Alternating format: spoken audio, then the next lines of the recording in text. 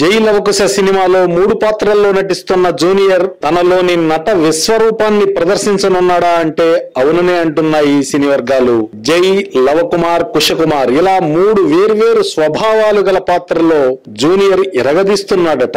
లవ, కుశ పాత్రల్లో తనలోని డిఫరెంట్ నటుల్ని తెర మీదకు తెచ్చేస్తున్నాడట. ఇక జై పాత్రలో తన నట విశ్వరూపాన్ని చూపిస్తున్నాడన్న వార్త సినీ వర్గాల్లో వినిపిస్తోంది. జూనియర్ తో పాటు అభిమానులు కూడా జై లవకుశ సినిమాపై భారీ ఎక్స్పెక్టేషన్స్ లో ఉన్నారు.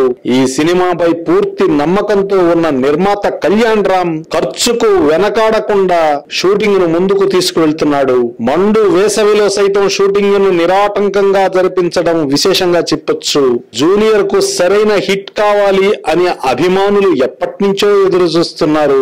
జూనియర్ సత్తాకు సరైన సినిమా పడితే బాక్సాఫీస్ బద్దలవడం ఖాయం అని అభిమానుల భావన. ఈ సినిమాను దర్శకుడు బాబీ సరికొత్తగా ప్లాన్ చేశాడని, జూనియర్ నట విశ్వరూపం కూడా కలిసొచ్చి సినిమాను విజయ తీరాలకు చేర్చడం ఖాయం అని యూనిట్ వర్గాల్లో వినిపిస్తోంది. ముఖ్యంగా ఈ సినిమా ద్వితీయ భాగం అద్భుతంగా ఉండబోతుందన్న సమాచారం కూడా అందుతోంది. జూనియర్ సరసన రాశి ఖన్నా, నివేదా థామస్ హీరోయిన్స్ గా నటిస్తున్నారు. 3వ హీరోయిన్ కోసం వెతుకులాటలో చిత్ర యూనిట్ ఉంది. ఈ సినిమాకు దేవిశ్రీ ప్రసాద్ సంగీతాన్ని అందిస్తుండగా కెమెరామెన్ గా సికే మురళీధరన్ వ్యవహరిస్తున్నాడు. ఈ సినిమా జూనియర్ అభిమానుల కలలను ఏ మేరకు నెరవేరుస్తుందో చూద్దాం.